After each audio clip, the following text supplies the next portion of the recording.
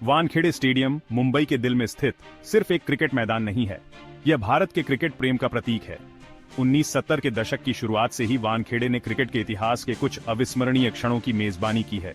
ऐतिहासिक टेस्ट मैचों से लेकर विश्व कप की शानदार जीत तक इस स्टेडियम ने सब कुछ देखा है। यह कहानी वानखेड़े स्टेडियम की यात्रा को इसके निर्माण से लेकर वर्तमान तक बताती है, साथ ही उन महत्वपूर्ण मैचों और खिलाड़ियों पर प्रकाश डालती है जिन्होंने इसके इतिहास को परिभाषित किया है। वानखेड़े स्टेडियम की कहानी मुंबई की क्रिकेटिंग हलकों में एक विवाद से शुरू होती है। 1960 के दशक के अंत में बॉम्बे क्रिकेट एसोसिएशन और cricket club on off India के बीच ब्रेबॉर्न स्टेडियम में सीटों के आवंटन को लेकर तनाव उत्पन्न हुआ। जब cricket club on off India, जो ब्रेबॉर्न का मालिक था, ने प्रमुख मैचों के दौरान बॉम्बे क्रिकेट एसोसिएशन की आवश्यकताओं के लिए पर्याप्त सीटें आवंटित करने से इनकार कर दिया, तो बॉम्बे क्रिकेट एसोसिएशन के तत्कालीन अध्यक्ष एस.के. वानखेड़े ने मुंबई में क्रिकेट का नया घर बनाने का निर्णय लिया। वानखेड़े स्टेडियम का निर्माण 1973 में शुरू हुआ। मरीन ड्राइव के पास स्थित इस स्टेडियम का निर्माण 13.5 एकड़ की भूमि पर किया गया था। आर्किटेक्ट शशि प्रभु ने इस स्टेडियम को लगभग 45,000 की बैठने की क्षमता के साथ डिजाइन किया, जिससे यह उस समय के सबसे बड़े क्रिकेट स्टेडियमों में से एक बन गया। स्टेडियम का निर्माण बहुत ही कम समय में पूरा हुआ और इसे अपने पहले अंतर्राष्ट्रीय मैच की मेजबानी के लिए तैयार किया गया। वानखेड़े स्टेडियम ने जनवरी 1975 में अपना पहला अंतर्राष्ट्रीय टेस्ट मैच खेला, जब भारत ने वेस्टइंडीज के खिलाफ मुकाबला किया। इस टेस्ट मैच ने वानखेड़े के गौरवशाली इतिहास की शुरुआत की। उस समय वेस्टइंडीज की टीम क्लाइव लॉयड की कप्तानी में दुनिया की सबसे मजबूत टीमों में से एक थी। इस मैच में लॉयड ने शानदार दोहरा शतक यानी 242 रन बनाए। उनके इस जबरदस्त प्रदर्शन के बावजूद मैच ड्रा रहा। हालांकि भारतीय टीम जीत हासिल नहीं कर सकी। इस मैच ने वानखेड़े को भारत में क्रिकेट का एक प्रमुख स्थल बना दिया। 1978 में वानखेड़े स्टेडियम ने भारत के पहले विश्व कप मैच की मेजबानी की। यह मैच दूसरे क्रिकेट विश्व कप का हिस्सा था और भारत का सामना एक मजबूत वेस्टइंडीज टीम से हुआ। हालांकि भारत ने अच्छा प्रदर्शन किया, लेकिन वेस्टइंडीज ने विव रिचर्ड्स के शानदार शतक की बदौलत 9 विकेट से मैच जीत लिया।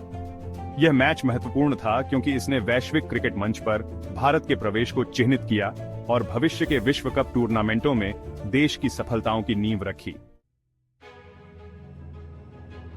1979-80 श्रृंखला, भारत बनाम ऑस्ट्रेलिया। 1979-80 की टेस्ट श्रृंखला में भारत ने ऑस्ट्रेलिया के खिलाफ 2-0 की ऐतिहासिक जीत हासिल की, जिसमें वानखेड़े स्टेडियम का महत्वपूर्ण योगदान था। वानखेड़े में खेले गए दूसरे टेस्ट में भारत ने ऑस्ट्रेलिया को एक पारी और 100 रनों से हरा दिया। कपिल देव इस मैच के स्टार रहे, जिन्होंने दोनों पारियों में 4-4 विकेट लिए और भारत की एकमात्र पारी में 38 महत्वपूर्ण रन बनाए। उनके हरफनमौला प्रदर्शन ने भारत की जीत में अहम भूमिका निभाई। नवीकरण और आधुनिकीकरण। 2000 के दशक की शुरुआत तक वानखेड़े स्टेडियम पुराना हो चुका था और इसके आधुनिकीकरण की आवश्यकता स्पष्ट थी। 2011 के आईसीसी क्रिकेट विश्व कप की सह मेजबानी के लिए भारत तैयार था, इसलिए मुंबई क्रिकेट एसोसिएशन (MCA) ने स्टेडियम को अंतर्राष्ट्रीय मानकों के अनुरूप अपग्रेड करने के लिए एक बड़े नवीकरण परियोजना का निर्णय लिया। 2008 में शुरू हुए इस नवीकरण में स्टेडियम का पूरा पुनर्निर्माण शामिल था। नए डिजाइन, जिसे आर्किटेक्ट पी.के. दास ने तैयार किया था, में बैठने की क्षमता को लगभग 33,000 तक कम कर दिया गया ताकि बेहतर सुविधाओं को समायोजित किया जा सके। इस नवीकरण में आधुनिक सुविधाएं शामिल की गईं, जिनमें उन्नत बैठने की व्यवस्था, बेहतर ड्रेनेज सिस्टम और एक कैंटिलीवर छत शामिल थी, जो सभी सीटों से मैदान का अनऑब्स्ट्रक्टेड दृश्य प्रदान करती थी। नया वानखेड़े स्टेडियम 2011 की शुरुआत में विश्व कप की मेजबानी के लिए समय पर ही तैयार हो गया। 2011 आईसीसी क्रिकेट विश्व कप फाइनल। वानखेड़े स्टेडियम के इतिहास का सबसे गौरवशाली क्षण 2 अप्रैल 2011 को आया, जब इसने आईसीसी क्रिकेट विश्व कप के फाइनल की मेजबानी की। फाइनल में भारत का सामना श्रीलंका से हुआ और दांव पर बहुत कुछ था। कुमार संकारा की कप्तानी में श्रीलंका ने महिला जयवर्धने के शानदार शतक की बदौलत 275 रनों का चुनौतीपूर्ण लक्ष्य रखा। जवाब में भारत की पारी की शुरुआत खराब रही और महत्वपूर्ण विकेट जल्दी गिर गए, लेकिन गौतम गंभीर ने 97 रनों की महत्वपूर्ण पारी खेली और कप्तान महेंद्र सिंह धोनी ने 91 रन नॉट आउट की मैच जीतने वाली पारी खेली। धोनी की पारी का अंत क्रिकेट इतिहास के सबसे प्रतीकात्मक क्षणों में से एक के साथ हुआ, एक छक्का मारकर भारत की जीत को सुनिश्चित करना। इस जीत ने भारत को 28 साल बाद दूसरा विश्व कप खिताब दिलाया और वानखेड़े स्टेडियम को क्रिकेट की किंवदंती में अमर कर दिया। सचिन तेंदुलकर का विदाई मैच 2013। वानखेड़े स्टेडियम क्रिकेट के महानतम खिलाड़ियों में से एक सचिन तेंदुलकर का घरेलू मैदान रहा है। यह बहुत ही उपयुक्त था कि तेंदुलकर ने नवंबर 2013 में अपना अंतिम टेस्ट मैच इस मैदान पर खेलने का फैसला किया। वेस्टइंडीज के खिलाफ खेला गया यह मैच प्रशंसकों और खिलाड़ियों के लिए एक भावनात्मक अवसर था। अपने अंतिम पारी में तेंदुलकर ने 74 रन बनाए, जिससे उन्होंने अपने कौशल और क्लास का एक अंतिम बार प्रदर्शन किया। मैच में भारत का दबदबा रहा और प्रज्ञान ओझा जैसे अन्य खिलाड़ियों ने महत्वपूर्ण योगदान दिया, जिन्होंने मैच में 10 विकेट लिए। भारत ने एक पारी और 126 रनों से जीत दर्ज की, लेकिन मुख्य आकर्षण तेंदुलकर का विदाई भाषण था, जिसने पूरे स्टेडियम और देश को भावुक कर दिया। यादगार आईपीएल क्षण।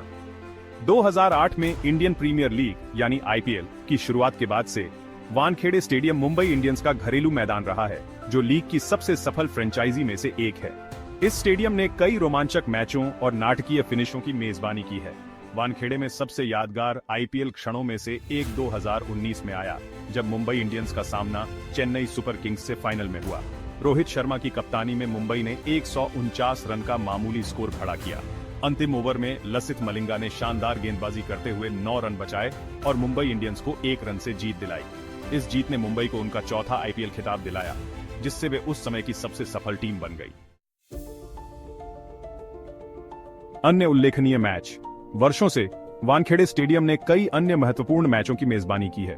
भारत बनाम इंग्लैंड 1981। इस टेस्ट मैच को इंग्लैंड की 10 विकेट की जीत के लिए याद किया जाता है।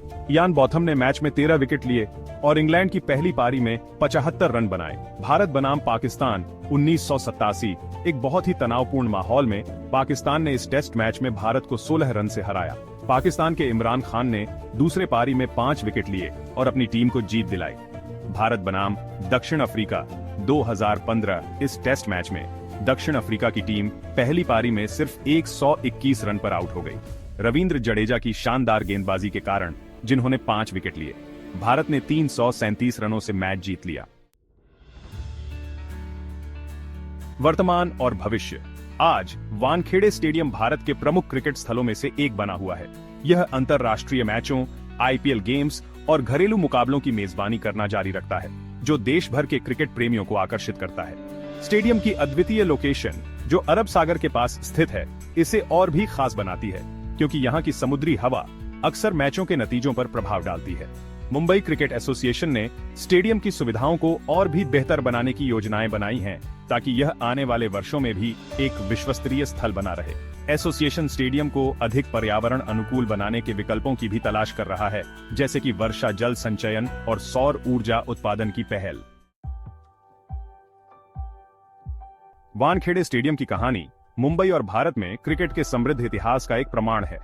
1970 के दशक में इसके निर्माण से लेकर क्रिकेट इतिहास के कुछ सबसे यादगार मैचों की मेजबानी तक वानखेड़े ने यह सब देखा है।